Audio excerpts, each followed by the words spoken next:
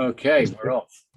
Off to, I presume you all heard that. Right, so yes, so we, this event came about because I've known these, the panelist participants for some time, and they are all specialists in a combination of telco, 5G, and criminal investigations around fraud and other forms of financial misconduct and so on and so forth.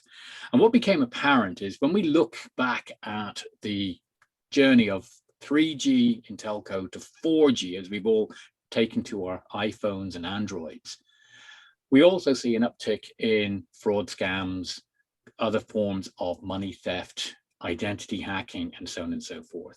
And we see it was a dramatic uptick, and it was also global in nature. So the question was raised amongst ourselves in a different session that we were talking in is, what do we anticipate and see going forward with 5G, as this is a complete game changer in terms of what's possible and how we're going to end up interacting with the technology. And with that in mind, that is the context for this conversation. Let me introduce you to our panelists. And I'll start off with both Alvah and Peter. I'm just going to share screen a second. And Peter, Alvah, I'll leave it to you to introduce yourselves. Okay, I won't spend too much time on it, but certainly I'm here in Singapore and Alvarez in the US, in Portland in Maine at the moment. Usually spend a fair bit of time in Singapore, but a pesky thing called COVID came along and forced me to go home. But Alva and I formed Aegis back in 1999 when we were both working for the Iridium company, now known as Iridium Satellite, and that was kind of my first introduction to telecommunications, and certainly from a fraud point of view. And he and I have worked together on and off over the last 22 years, working 6 continents, etc., mostly for wireless operators, but certainly in that 3G to 4G transition phase was where we did a lot of work. And as you pointed out, Alan, I've got the many decades of being a fraud corruption investigator and fraud risk management guy.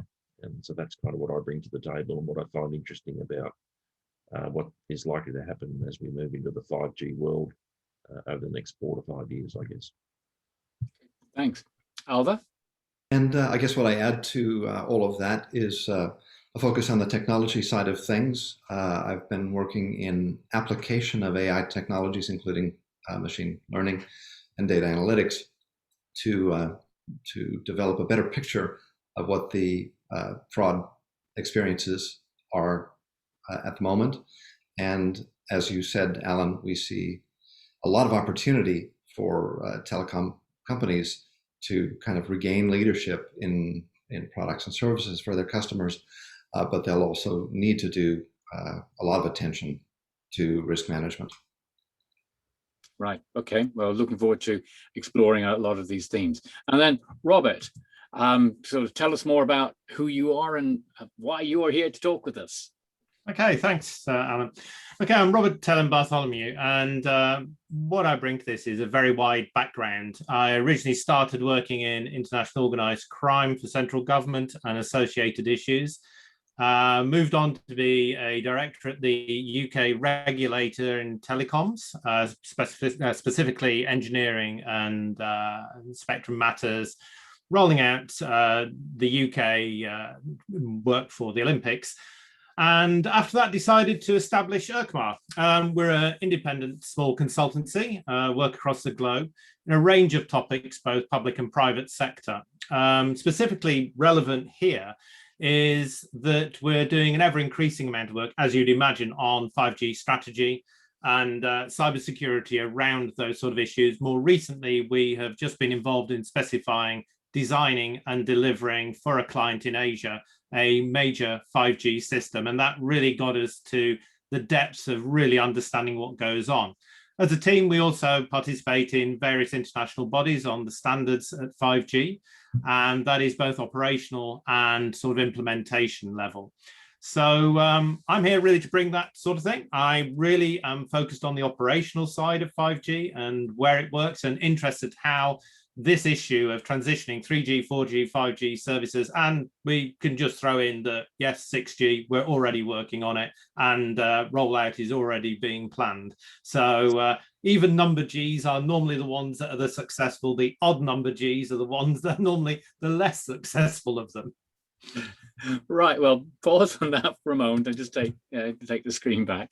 Well, for those of you who don't know me, my name's Alan Morley, and I am an independent consultant, and I work in the anti-financial crime, Bank Secrecy Act compliance arena in the United States. And I also work with other banks and other institutions around the world on behavioral analytics, looking for indications of anomalous and suspicious behavior in a variety of other activities. And I have managed to work and base myself in Singapore, Hong Kong.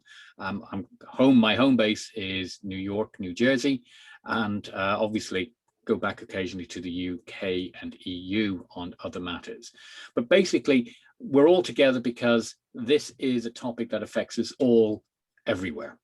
And so with that in mind, and your introduction, Rob, could you, just to level set things, could you explain what 5G is and what it's not? That's a loaded question, if ever there was one. Okay.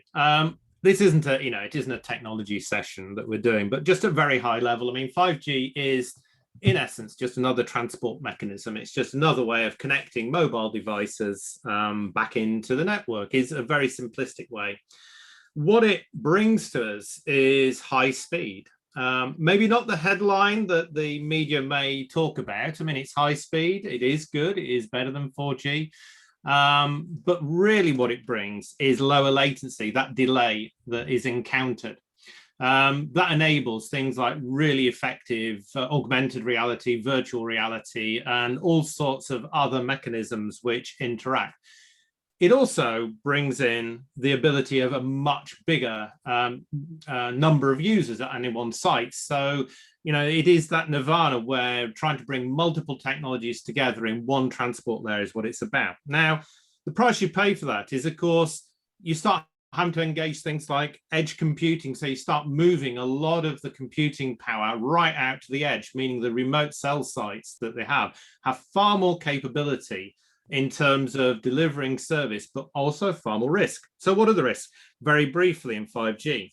Well, benefits of 5G are that unlike the previous evolutions of mobile telecoms, 5G does address some of the inherent security risks. It is better in the way that it secures and transports data, both wirelessly and in the wired backhaul network. So it's a little bit better there.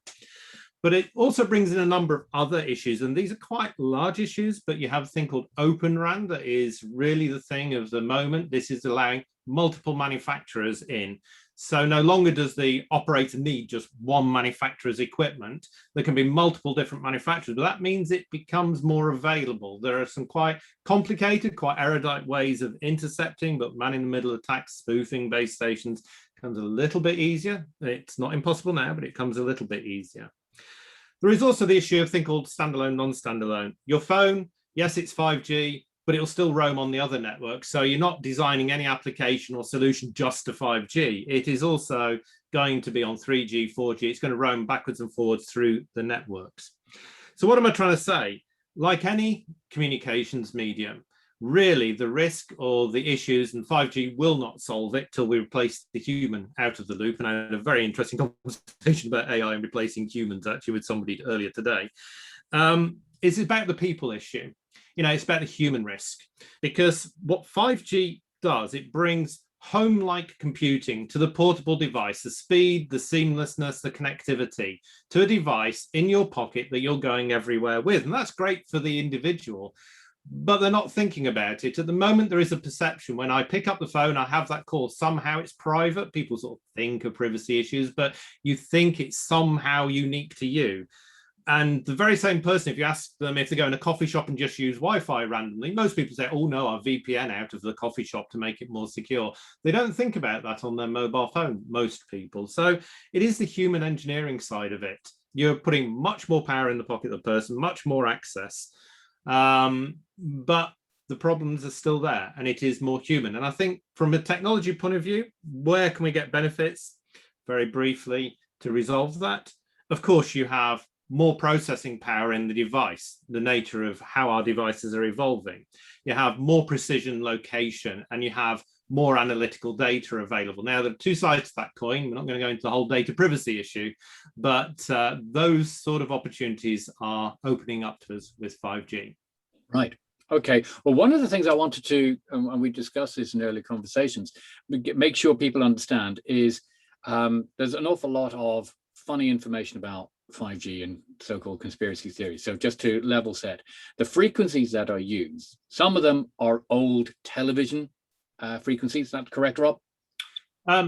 Yeah, they are in some places. Yeah. So there's nothing new there. We've lived with these frequencies for a long period of time, and some of the newer frequencies are just simply made available, but they are just further up the spectrum. They don't offer any form of other risks that some people have imagined as being prevalent, and they're not. So this is largely existing technology, existing frequencies that have been out there in the main since TV began. So yeah, because people don't use TV anymore and have their antennas on top of the house, we don't. Yeah, I mean, it goes up in frequency. There's some advantages. We're going up into higher frequencies, but at the end of the day, radio waves still move the same through the atmosphere like they did for Marconi, 100 years ago. Yeah. It hasn't really altered.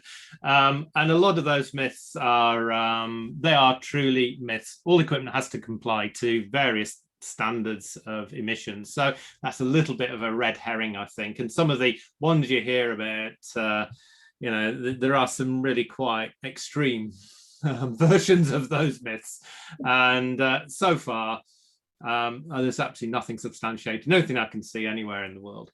Okay, so Alvah, you'd mentioned opportunities for telco and telco taking a leadership role. Can you tell us more about what that means before we? Well, I think we look back just a little bit at the history of 4G, which provided a sufficient speed to offer a whole new set of services.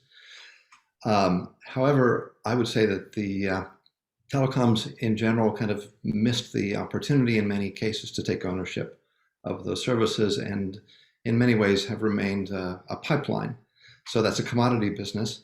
5G adds so much in the way of bandwidth, so speed and low latency, that there are any number of services that would become available with 5G, both in a public arena and, as Rob well knows, in a private arena as well. Many of the services that I think are coming, we probably haven't even yet quite imagined. But my particular concern is that the other side of the marketing coin is the fraud side. And so any new service that comes along and appeals to people who are willing to pay will also appeal to people who perhaps want to provide it but not have to pay. So we have a breadth of opportunities there for the telecom companies, but we need, at the same moment that we're thinking about what these services might be, to consider their weaknesses and how they might be stolen. Could we look at some of what those opportunities are before we delve into the risks? Let's look at how does a firm take advantage of what 5G inherently offers. So we've heard of the Internet of Things. What does that actually mean, and how can it exploit 5G? We've heard of all of the stuff, pioneering work around self-driving cars, and then logistics operations of drones, etc. This is something that is coming, correct? That the 5G low latency, high packet, high volume packet information allows for a more of a dynamic. Robert, I think you mentioned it, the augmented reality, letting these things come into our world. Can you tell us more about that? Yeah, I mean, if you think, an extreme example that we're working with a hospital at the moment is actually remote operation or augmented reality. And you think, what has 5G got to do with that? Well, it's that wireless link, and actually it provides the wireless link even within the operating theatre. This is private 5G, so it's quite extreme. And if you think what that's doing, it needs a low latency to be able to have the accuracy of connectivity of the surgeon to somebody, potentially a long way away, being able to interact with what they're seeing. But, there are still the emerging applications. You mentioned IoT, and I was going to just sort of go down that. And it is IoT in a very wide context. It is also IoT for security, you have all these capabilities of high resolution video. You have the bandwidth to start doing 4K or higher data rates, quite complex in the network to manage. But this is where it's going. And these sort of applications is as broad as you think. We have another client we're working with who really does see it. 5G, really, in all honesty, they are seeing as a replacement to their wired network within their establishment. So the desktop computing, we're not just talking about, laptops replacing Wi-Fi. We're talking about proper desktop processing computing, because the cost of moving cables around buildings becomes, difficult. It's actually using 5G to backhaul, and that surprised us actually. And I think that's the message on 5G. I think the applications and the uses are going to surprise us. I may be showing my age. I must admit, I keep saying, can't you do this simpler another way? But no, they want to pursue down that 5G route, and it works. Yeah. So Peter, as somebody who's looking at things from a risk perspective, what are the criteria that you see all these opportunities, but what does your mind say if you're planning this, your risk indicators, what should people be thinking of to prevent bad actions and bad actors gaining access to what people are doing?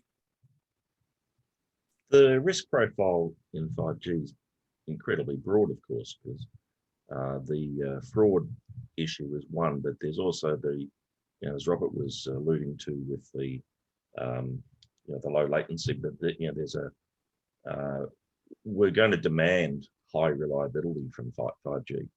And one of the things we know about operators is that they're often a little slow to really understand what the technology that they're providing can actually do. The sales and marketing guys, who are also the natural enemy of the fraud management team, because sales, marketing, product development come out with a package that is really exciting and sexy, and the fraud management team don't know how to manage it, or don't have the tools to manage it. And at the same time, then you have this enormous load on the network, and 5G gives the user the opportunity to be doing multiple actions simultaneously, and each of those actions will have a different level of need. Or autonomous vehicles, surgery, the things we've just talked about, compared to streaming a video on Netflix while you're in the self-driving car, sending emails and logging onto TikTok, right? So in that sense, the back end, the business support systems are going to have to be very finely tuned to understand just how complicated the consumer experience is going to be in 5G. The next risk from that is, how do you monetize it? How do you charge for it? Do you charge more for a surgeon in a... When we had our little preliminary call the other week, we're talking about the possibility that a surgeon sitting in a city in another country could remote in to the operating theatre, perhaps, and have his robotic hands inside someone being operated on. And then, so there's a huge amount of risk in that, because the operator may think, well, that's not really important. That's not as important. I'm not making as much money out of that as I am streaming cat videos on TikTok. So I think the consumer will drive it. But one of the things that we know in our world in fraud is that the fraudsters will work it out first. And the great thing for us is that we can come in slightly behind where the fraudsters are. We don't need to second guess it. I was listening to someone talk about this a couple of days ago. And, it's really nice to let the people who are going to break the system to monetize it for themselves in their own criminal way. Oh, that's what they're doing. As Robert was just saying, we don't really know what it's going to be used for yet. The fraudsters are already thinking about it. It's not just going to be long distance, bypass fraud. It's not just going to be identity theft. It's going to be something much more significant. It's like when we got 3G and we had premium rate service fraud, right? So we're going from 3G to 5G, as Robert again said, the odd number G is the bad one. So I anticipate that we'll see something that will make premium rate service fraud look like it was just a walk in the park. So we've got different kinds of fraud things. So there's what I call the institutional or corporate fraud level, which is people hijacking bandwidth, network, or anything that the institution that is leveraging the service from the telcos on a, I think Rob called it a private 5G network basis. Then there's going to be the public environment. Consumers, however they interact with whoever they interact with, aren't going to know the difference between public and private. So what becomes of interest to me is, where are the vulnerability points? How does a bad actor get into the system where they can either hijack something and spoof, how they can gain access to your Internet of Things? So if you can imagine that 5G is going to increasingly enable lots and lots more things that we've heard talk about for some time being connected to you, to your device, wherever you are. So we've got the classic, we've got the Nest home, home environment management system, so people can manage the air conditioning, the heating, etc., and the lights in their house. That's just an introductory view as to what's possible. It's going to become ever more complex, and each and every one of those points where you have a Nest, you have something else, to my mind, is a vulnerability. And how should people think about this when they start to use these services? What should they be mindful of? That's almost an Alvah question, I think. Alvah? Well, yes, happy to chime in. I think coming from a behavioral point of view, both for the users and for the bad guys, is a really useful thing to do. We know that we're going to have absolute masses of data to take a look at, and so we'll need systems systems that can be useful both to marketers and to risk management types. We can imagine scenarios of the sort we've just seen in the last week, with pipelines hijacked and held for ransom. We can imagine a surgeon might not like to have his tools taken out of his control. Yeah. Those are some extreme examples. The more mundane ones may be political tracking or harassment. Just quite a broad range of opportunity there for mischief. And the way to keep on top of that is to think about sort of to-do behavioral analytics, as well as keeping on top of the massive amounts of data that will be very useful in supporting the services that we want to provide and have a good business in, as well as a solid reputation. So what should people be thinking of as they adopt these? Robert, it's one thing to say, cybersecurity. What should the ordinary layperson be thinking of with their phones, and what should corporations be doing as they start to develop and deploy services? Yeah, I mean, that's what I was going to jump in. I mean, there's two things. One is the highfalutin, complicated answer, which we can dispose of relatively quickly, which is, it's the background systems, it's the analytics, it's using machine learning to profile stuff, and that's all going on. A lot of this processing is done in the cloud in 5G specifically. And that's great stuff. That's automating the protection. But the real concern here is the individual. It's your question, Alan. It's about what can the individual do? And this, of course, is the eternal problem we have with every device in our home. People become more reliant on technology and become less reliant on their own fears and understanding, if you see what I mean. And by that, we can put in as much automated capabilities in the network. But if the individual responds to that scam email, that scam SMS, and if it's got as far as that, and they just accept it, my device in my pocket is telling me everything's okay, I just do it, they're more likely nowadays behaviorally just to get on and just accept that connectivity. There is also the other part of this, which touches on what Peter was saying a few minutes ago, which is there is also a network issue here, and it is just old-fashioned, quite frankly, physical security. We're not going to get into the debate of which manufacturer may or may not have done things in the firmware of base stations and all that type of stuff. But that's a real threat. You're pumping large amounts of data all the way through.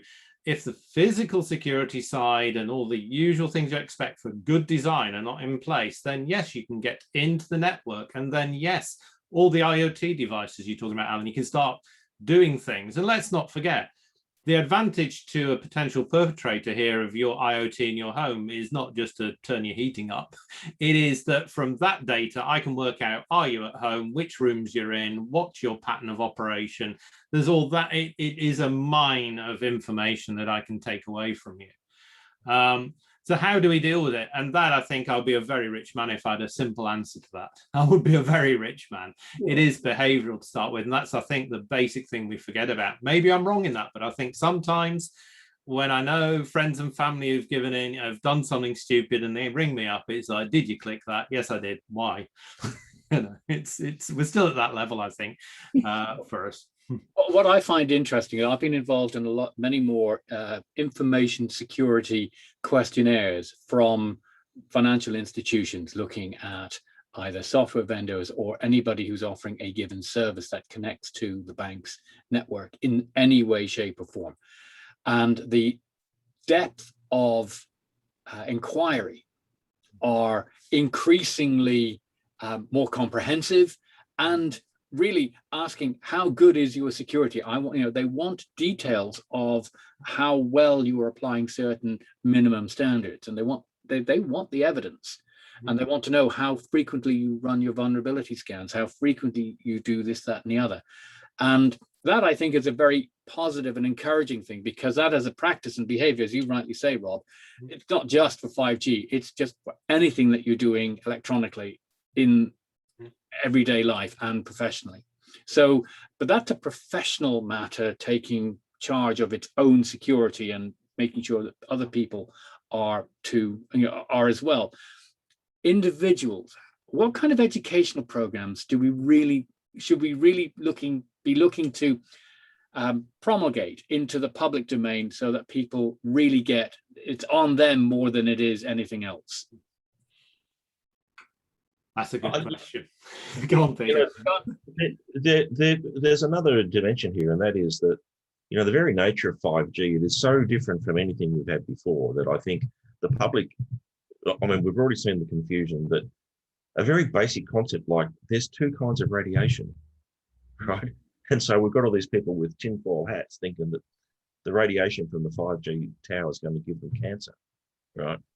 Without understanding that very basic element that it's the wrong kind of radiation, right?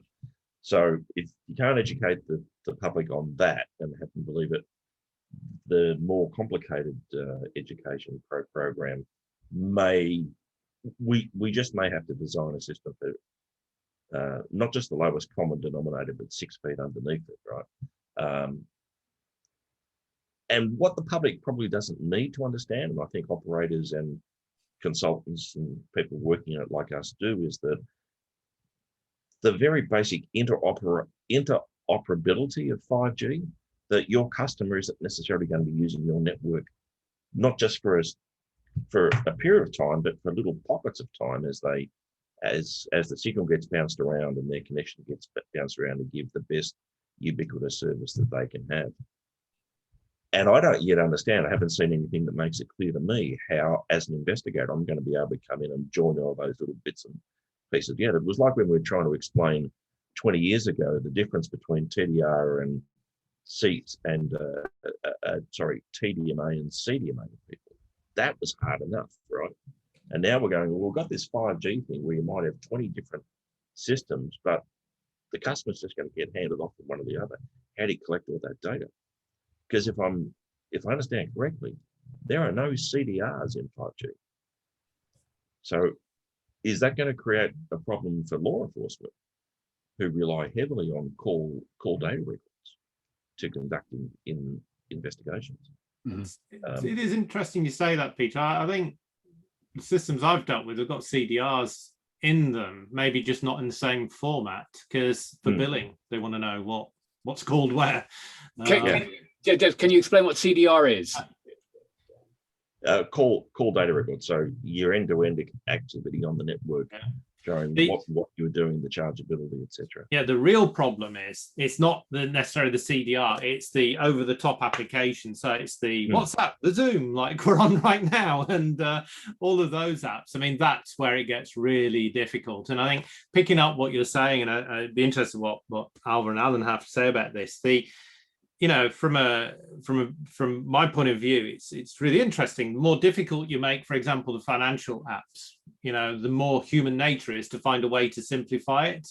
So there is a very delicate balance between security and the hassle that it gives the operator. The user. At the end of the day, and that I think we've not quite bottomed out. You look at people wanting, you say, oh yeah, use two-factor authentication, and I know a lot of people which will avoid it like the plague because it's yet another thing I have to do. Yeah. You raise a good point. So I've been working with iPaid, the e-bank that I'm involved with, and we've developed a digital ID. And this is something that's become very topical with governments around the world, because where some countries are used to an ID card or some kind of identification system, other parts of the world like the US, the UK are not, and they really balk at it. And as much as the US uses a driving license, the whole concept of a digital ID really is confounding them at the moment because of the pandemic and the fact that people want something that they trust. So you're going to have a series of situations where what kind of design element is going to be put into your phone, and so my mind is thinking, while we're operating on 4G and I'm building stuff out in the cloud, etc., my mind is thinking, how does this change when I move to 5G, and what does that happen? Now, I've got some fantastic tech people working with me on this, and they are already looking ahead. But what's clear in conversations with the government is trust, trust, trust. And all of that is intertwined with cybersecurity, cybersecurity, cybersecurity. And they really don't care about how we do it, as long as we maintain that integrity all the way through. And that's where the conversations always end up. But there's no, everybody takes it so far and they go, well, that's the best that we can do at the moment. You can't get 100%. So you're just going to have to ride with it. And this is not easily articulated, and therefore the solutions aren't being readily adopted or embraced, certainly in America. Many competing ideas, but nothing substantiated. I think it's different in Europe, but certainly here, we still got a lot of challenges, and 5G is just confounding it at the moment. Alan, I think that what we will find that the development cycle, for a variety of reasons, will become much shorter. There's a lot of capability now, the cloud, not the least of the technologies that enable this, to try things out quickly, to scale them up quickly. At the same time, it doesn't give us much time to think about the human factors there, and sort of back to the education point. If let's say my home juicer provides an easy way for me to kill myself accidentally, then we don't tend to blame me. We blame the producer of the juicer. So likewise, we can't expect to spend a lot of time on educating consumers on how they should behave in order to protect themselves. That's really our job. Yeah. But that it is interesting, isn't it? Because that is absolutely right. I mean, the best technology is seamless. You just don't notice it, and it just takes care of all this in the background, which is where we want to get to. But then it rears that ugly head of privacy and individual liberty. And that is, I think, the next battleground. It isn't the tinfoil hats and 5G is radiating me. It's going to be the realization that, especially with 5G, you have micro-location.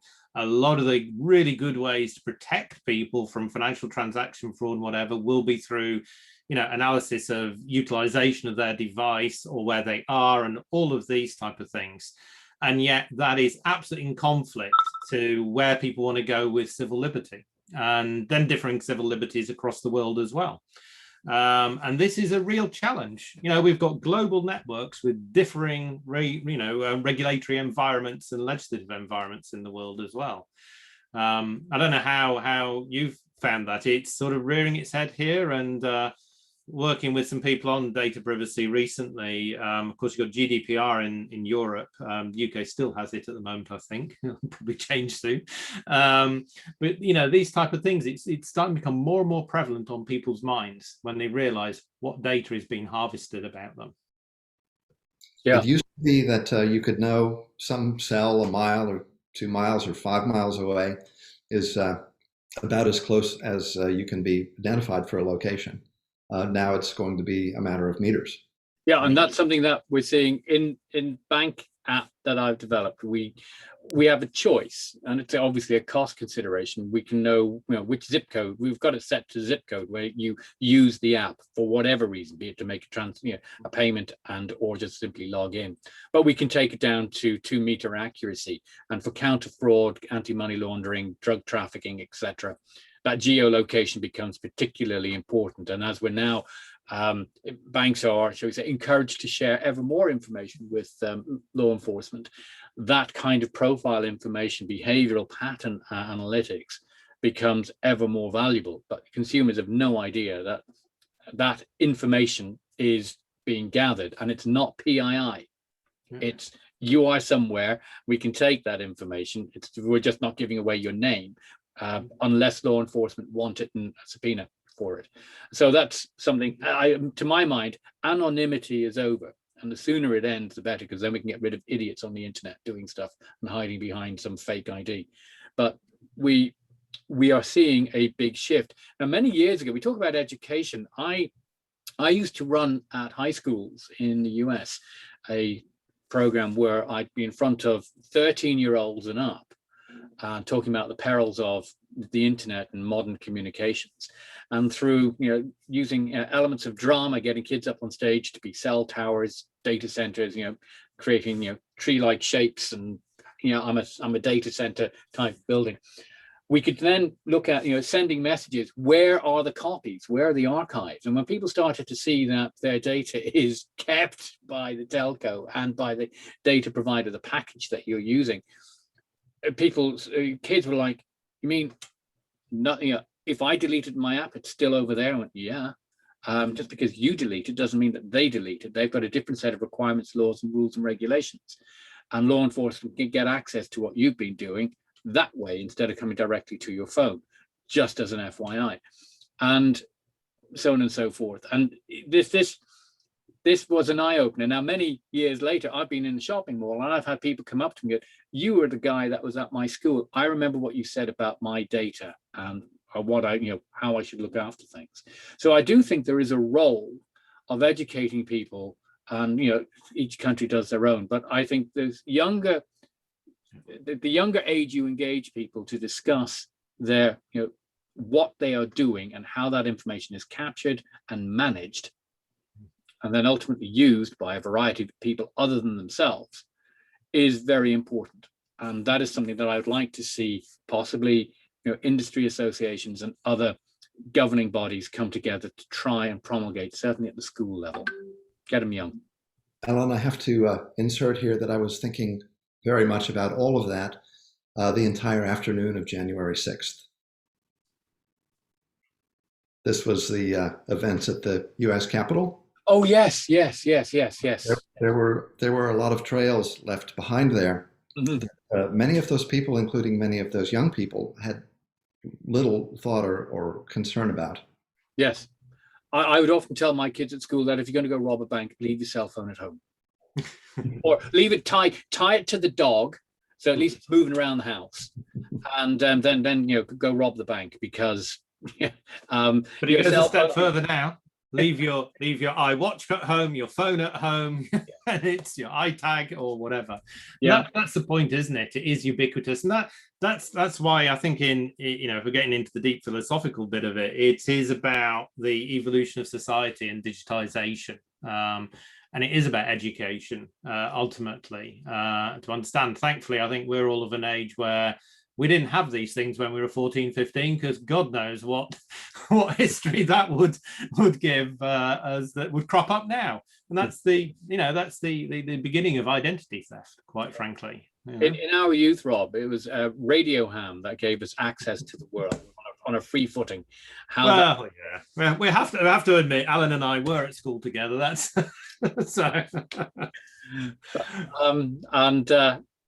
It's fascinating how we've changed things. So what I'm going to do now is we're into the last 18 minutes, and I want to try and sort of let people, if you want to start typing some questions in the chat area, we'll try and pick up as many of these that we can and go from there. I do know that I see that Catherine Watson is on the call, and Catherine, I believe you're still with AT&T, and if you've got any questions, I'd love to hear from you. And actually, if you are available, let me know, because I could actually allow you to talk. But I've known Catherine for a number of years, and she is somebody who's very knowledgeable and highly experienced in the telco infrastructure and how things are being deployed, certainly here in the US. So let us know, Catherine, if you've got any questions. But anybody else, if you've got questions, please come out and type away. Just while that's coming in, I think we kind of know it, but I don't think you can overstate that 5G is both, at the same time, the most disruptive technology we'll see probably in this generation, as much as going from analog phones to digital phones was. And at the same time, we're in this living world of digital transformation, and that everybody's going to be thinking about how to use this technology to their own benefit at the same time. And so it's a technology that I don't think anyone was asking for it. I mean, it's almost like these new digital technologies get rolled out because we're very clever. And, we hear the Japanese are already working on 6G or 7G, and we hear all these stories. And so we just assume that we're going to move down that canal, as it were. What that says to me is that the technology is driving us now. I'm not sure that, again, going back to that transition from second generation to third generation, and just the volume of data that came in, and that's where Alva and I spend a lot of our time helping operators just take the fire hydrant of data and turn it into manageable bite-sized pieces, predominantly for fraud, but we found ourselves doing a lot of work helping operators monetize. Because despite what accountants might tell you, it was us fraud guys that invented the word revenue assurance. Yeah. And you are absolutely right. I mean, you're absolutely right, Peter. And maybe just as we fill in a bit of time here, I can't understate what a step change 5G is. And I was pretty much not a naysayer, but there's a key person I work with who's written many books on the subject. And he wrote rather an incendiary book, which is called The 5G Myth, which is just about the monetization implementation of 5G. And I was with him saying, what's the point? 4G is only just here. It's actually really good at what it does. Is it worth all this investment? And I did think along that line until I've been involved directly in deploying, specifying strategy and stuff for 5G networks for the last nearly 3 years. And it really is a step change. It really is a big difference in the way that transports the data, the volume, the access. But what is missing, so I can get onto that question popped up, what is missing is the killer application still. And that really is missing. I worked with a great client, a superb CIO, where they invested a very large amount of money, and he just said, look, we're going to build a network and we'll work out what it gets used for. He had the nerve to actually do that. And the application, it's now stimulating the applications. Now that takes a lot of nerve in the current economic environment. But he's right, and I don't think they've quite got it right yet. They've refined older applications. There's no application that's hit, which, for example, the smartphone and all of that communication is really what drove 4G. If you think about it, it's really what drove it. So along those lines, Rob, we have got a question from Mo, and sort of she brings up the concept of the legacy technologies and the monopoly situation, and how does that affect the overall security elements of what we're doing? Because it's a hodgepodge, yes?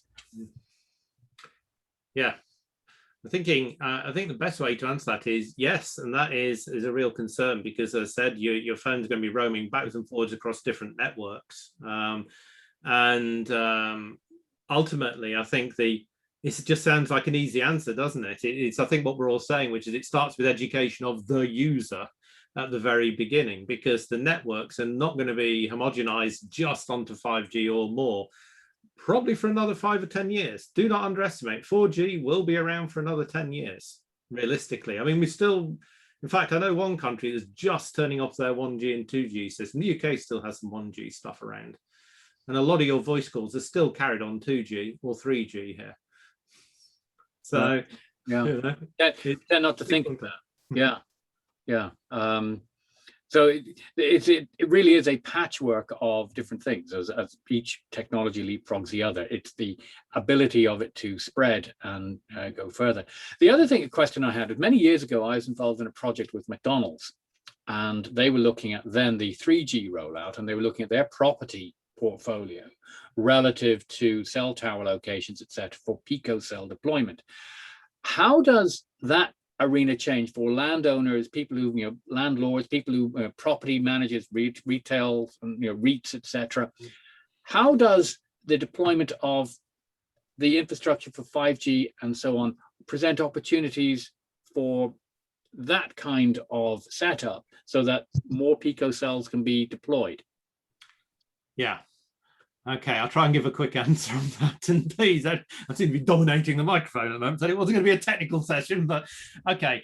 Actually, it's let me take a very quick stab at that. So the bit you said about releasing TV frequencies, that's upper UHF band that has very big area coverage, and that gives you sort of a top cover, very big area. But that's not where the technology is going. It's going the opposite direction. So the low frequencies give you big coverage out of town. Where 5G is going is right up into the microwave bands, and when you start going to microwave, coverage comes right down. And by right down, it means lots of sites. Lots of sites means lots of towers or lots of access. Towers now aren't big things. The system we've just deployed using millimeter waves, this is very high microwave stuff. It looks like your Wi-Fi access point, so they're dotted around. There's one every 100 meters in this location. Yes, the building owners, they lease access. And so, yes, it does present an opportunity for public distribution. I wasn't going to make it a technical session, but the other advantage is you have this thing called private 5G, which is just like running your own private network. And depending on your country and the regulatory environment, it makes things suitable for that, shall we say. So quick answer is, yeah, lots of opportunity. Site access is the eternal problem. I've run networks in the past, and site access was the biggest problem I ever had. It cost me the most. Yeah, and Alvah, from a telco infrastructure perspective, how do you see the big telcos handling this? Well, I think one of the interesting things is that they're, in many cases, selling off their property management holdings. And leaving that to subsidiaries or separate companies, and then leasing back the frequency. So it seems one of the trends is to push that off onto another entity and focus on the services. Right. Yeah, we've seen that happen a lot, even from 3G to 4G in Indonesia specifically, where most of the operators sold their towers to a company called PT Tower, but Bersama, which now, I can't think of the percentage, but it owns almost all the towers in Indonesia. My concern would be you're heavily reliant on that third-party operator to deliver the service for you. And if they have a problem, then everybody's going to have a problem. And I think in the 5G thing, it was something I picked up out of the paper, thank you, from my old firm at Deloitte, was that you have this issue about how you defend against the man-in-the-middle attack in the cyber world, and where does 5G let us feel more or less comfortable about that with the shared spectrum environment that we've got as well? But there's just multiple layers of worries, and to be honest, I think the fraud is secondary at the moment, because as I said earlier on, we won't really know where the fraud problem is going to be until the fraudsters lead us down that path. Yeah. And providing that the operators and the system developers have built something that help us identify what it is, we can respond pretty quickly. And the sheer volume is going to be the issue there, I think. Yeah. Well, I from a risk perspective, though, as you talk about the promulgation of the smaller devices, Rob and Alvah, you talk about these smaller units that are going to end up looking more like a Wi-Fi booster, etc. And these are the tiny picocell deployments as things get smaller. That means there's what's the risk of greater physical access for bad actors to tap into, literally physically access one of those devices and do things at that level? Is that something that people need to be concerned about? Certainly the telcos, or is that, no, that's not a concern because it's just a relay and getting in there is not going to affect things? How does that play out? Yeah, it is a real problem. And when you deploy a network, there are various mechanisms you can put in to detect that's going on, but it is a real present problem. As I said earlier, 5G's got lots of mechanisms, and they are increasing. I mean, it's going through evolution already. There's another release of the standard, I think, due before too long. So some of these security mechanisms are improving to address some of the problems from the previous G. But physical access devices is always a problem, and it always has been. And as you deploy more devices, you're increasing that risk. You've got this very difficult problem, which is why I think a while back I said there's lots of technical solutions. Again, I might be showing my age, but it's still about physical security. There is still an element of that. The automation can help you determine what's going on, but there are still some good old-fashioned basic engineering security issues to be addressed. Right. Okay. I've had some comments come in, not so much questions, but comments around telcos have to have 5G or else they won't be able to serve their customers longer term. So this is that everybody's well past the point of no return. This is the way in which we are going. This is the future, and serving millions of people in very different ways is going to become the standard. It already is with 4G, but I'm fascinated by these those who are in the development world developing APIs for services, for example, in mortgage lending and so on and so forth. All these discrete applications that search for information, pull things back, update records. I see a proliferation of this industry where people will be developing small packet APIs for a variety of different functions, which will take advantage of the low latency and high availability of 5G, which will revolutionize data validation services. And certainly, I think it's going to be critical in any form of automated logistics, such as delivery. So when you, as much as it sounds like science fiction, all these self-driving cars, FedEx and the likes want self-driving trucks where they can literally dispense items, or they can control their vehicles if need be. And self-driving cars, they need these APIs, they need the low latency, they need the packets so that the car can actually update itself dynamically. And I see in the next 5 years certainly a massive uptick in a lot of automation in society handled by all of this, and we just won't see it. But we'll just simply A, live with it, and B, inherently trust it until something goes wrong to me, individual, not anything else. Alan, we haven't talked about it, entertainment, for example, at all, but we're always surprised by what end up being the killer apps. And it's hard to know what they might be. But, what's going to be the next Tinder with augmented reality, I don't think we want to know, Alvah. Maybe not. Or someone will work it out. I'm sure someone will. But and I would just add to that we really will be ubiquitously on our devices. And so in addition to the physical access concerns, we always have to be thinking about hacking and leakage of private information. Yeah, it's also about coverage. I mean, it's the one thing we always forget. At the end of the day, this is a radio system, and it is coverage is the bottom the bottom denominator here. If you haven't got coverage, you've got no connectivity. That's going to be the real challenge. But it also means that coverage means more devices, more equipment, etc. And we become more and more reliant on this. And that's the real challenge for us all, quite frankly. Yeah. So, right, well, we're in the last few minutes, coming up on the hour, and I got a note back from Catherine. She was in a very loud place and unable to talk, but this has been a very enjoyable and informative session, and I don't think there are any particular answers at the moment. This is more education, and I'm a great believer in education forewarns people, which means that they're forearmed, and we have a responsibility to look after our own data and take the precautions that we need to take to protect ourselves and to watch what these devices are doing. And 99.9% of the time, these devices are benevolent and they offer tremendous value and service to us. But it only really works when we play our part. And I think both, all three of you have called out the fact that the individual has a responsibility to keep themselves informed, educated, and practiced in the art of not clicking on things that they shouldn't be clicking on, and understanding that they are no longer and they haven't been anonymous for a long period of time. So your actions are tracked, surveyed, monitored. That's my living, and I'm